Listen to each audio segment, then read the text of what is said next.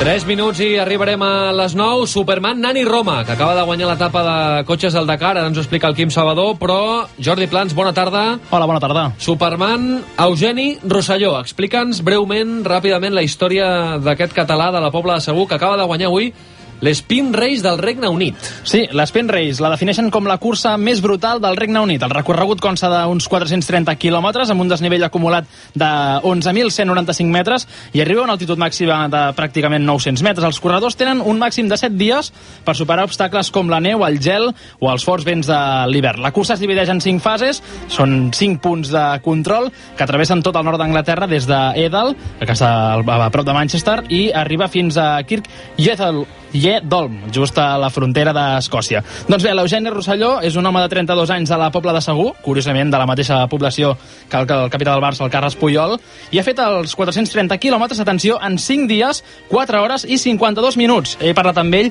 deia que només dormia 1 hora cada dia i la cursa l'ha acabat als voltants de les 3 de la tarda. I uns minuts més tard, l'Eugeni, en declaracions a RAC1, deia això. Tota l'aventura que he tingut, que he pogut superar totes les adversitats, que han sigut moltes, i ha sigut molt dur. Però bueno, havia entrenat bé, intentant entrenar amb les adversitats que em trobaria, i al final, doncs mira, me n'he pogut sortir millor del que m'esperava.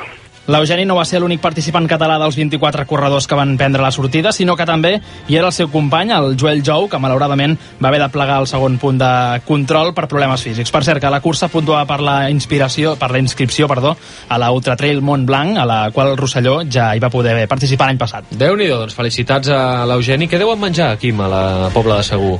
Bullol, Rosselló, mare, adéu senyor. Segur que mengen molt bé. Tu faries 430 quilòmetres en 5 dies? Si em deixes una bona moto, potser sí.